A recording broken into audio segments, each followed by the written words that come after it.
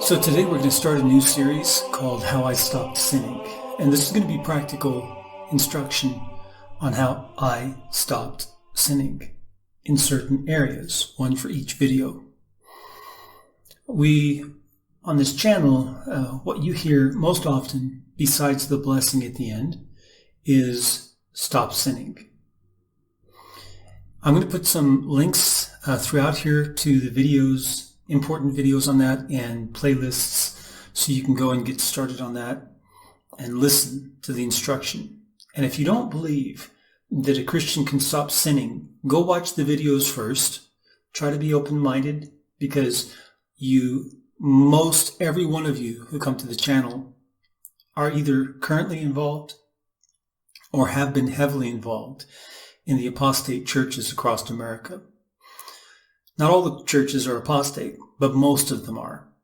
And they teach these false doctrines rooted ultimately in Augustine, but definitely in the false doctrines out of the Protestant Reformation.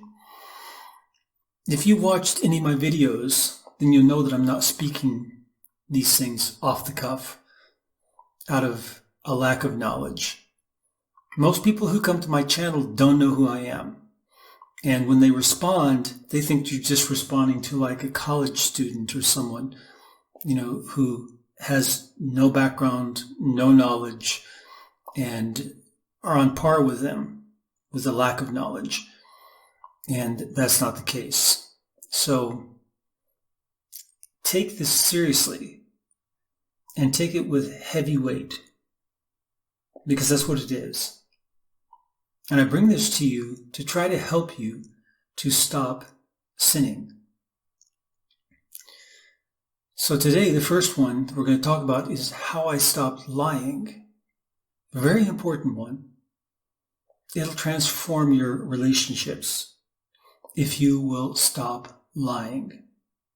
Now you may say, well, I don't lie. And a lot of people I talk to say, I don't lie. And so I say, okay, would you really like to know the truth about whether you lie or not? Because I can tell you, as soon as you lie, I'll point it out to you. Many of them don't like that. But some of them take the challenge. And so if it's someone that I interact with a lot, I will go ahead and I will point it out when they lie. And I try to let the Holy Spirit also help me to inform me on that. Or if I don't know if they've lied, but it sounds like a place where a person might typically lie, then I'll ask them, are you telling me the truth? And they know that I'm looking for a lie, right? And so they do this. They'll say, okay, that wasn't completely true. Okay. So then they start to realize that they do lie. So when did I start lying? Well, I started lying as a little kid, of course, as everyone who does lie starts as a little kid. I'll tell you how it started, because I can remember some of those early lies. And when I was asked a question, I realized that my mom or my dad didn't know the answer. And that meant that I knew something they didn't know. And see, that's surprising for a child, to realize that they know something that their parent doesn't know. Because mom is asking, did you do this? Or dad is saying, did you do this? Because there were 4 of us, okay? Did you do this? That meant that they didn't know who did it. And if I did it, I knew who did it. Or if my sister did it and I saw her do it, I knew who did it. Either way, I knew who did it and they didn't, which meant that I had the power in that transaction. And that's when the lie comes in, or can come in, right? And if it meant that I was going to be punished for it and I had the power in that transaction, then I could avoid that punishment by lying. and my mom or dad wouldn't know the difference. Unless my sibling, who knew that I did it, if they knew, convinced them. Or if later somehow they learned that I did it. And that was the risk. That's the risk of lying. One of the risks. But if my sibling did it, I could just tell the truth. And that would then avoid being punished as well, right? Because if they don't know who did it, they might punish both of us or all four of us. So in that case, telling the truth took the heat off me. But if I did it, telling a lie would take the heat off me. Unfortunately, that might cause my sibling to get punished in the process. So anyway, that's how it goes. That's how the process goes. That's what I was very conscious of as a kid, for why I lied and how. And there was a dream that I had. I think it was between 6th and 7th grade. It was in the summer. And we were traveling across country, coming back from California to Montana, where I grew up. And we stopped alongside the road in Wyoming. And my dad had his boys sleep out on the ground. And the girls slept in the back of the pickup truck with the camper shell on it. And there was my mom and my two sisters. And there was my dad and me and my brother. So we threw our sleeping bags on the ground. And as soon as I fell asleep, I started having a dream of the devil. And I wasn't a Christian yet, but my grandparents were Christians, my aunt and uncle. And so the devil was going around touching people's tongues, and they were burning up like hot coal, red hot, and they were evaporating. And some of them would just disappear completely. Others, he'd come and he'd touch it, and it would burn up back and then hit this white part, and he couldn't burn it. He got to mine and he touched it. It was hurting so terrible. And then when he got back to the white part, there was a white bone and also a big white chunk of flesh, and he couldn't burn it up. And he kept trying and trying, and it hurt really bad. And he got so angry, he just left. And I woke up at that point. My dad was waking me up. Evidently, I was making noises, right, of pain. And he woke me up.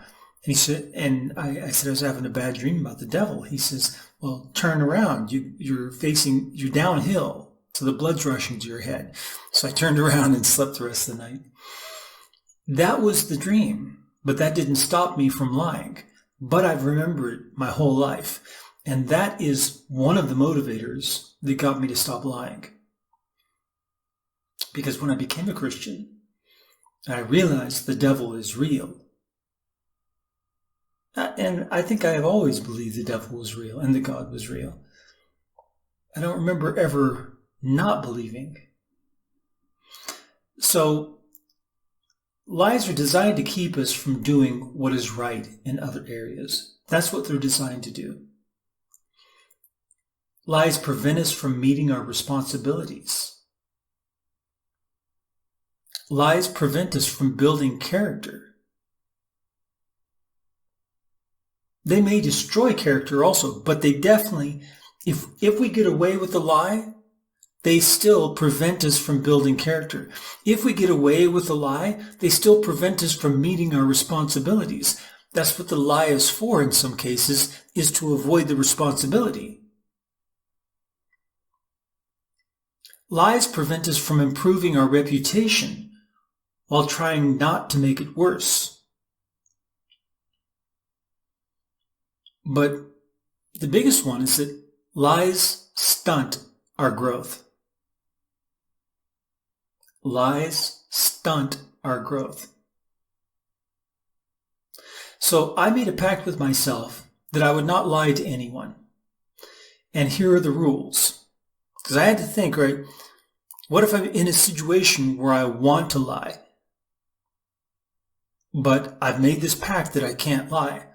How do I respond to someone? So rule number 1, if I want to lie, I tell the truth instead. Okay, that's rule number 1. Rule number 2, if I cannot tell the truth, I will not say anything at all. That way I don't lie. Now, some of you may object and say, yeah, but not telling the truth is lying. It's not lying. If you keep a secret, it's not lying. So, if I cannot tell the truth, I will not say anything at all. Obviously, rule number 1 is the first one. If you can tell the truth, tell the truth. If you cannot tell the truth for some reason, then don't say anything at all. Rule number 3, if I have to speak, I will change the subject. So first one is tell the truth. If you can't tell the truth, don't speak. If you have to speak, change the subject. If the other person insists on not changing the subject or not letting me remain silent, then I'll tell them I don't want to answer. So if I can't remain silent, if they won't let me, and if they won't let me change the subject, then I will tell them I don't want to answer. If they don't respect rules number 1, 2, 3, and 4, then walk away immediately, because it's a trap of the devil. It's a trap of the devil. Walk away immediately. I'll put these up so you can see what I'm reading. There you go.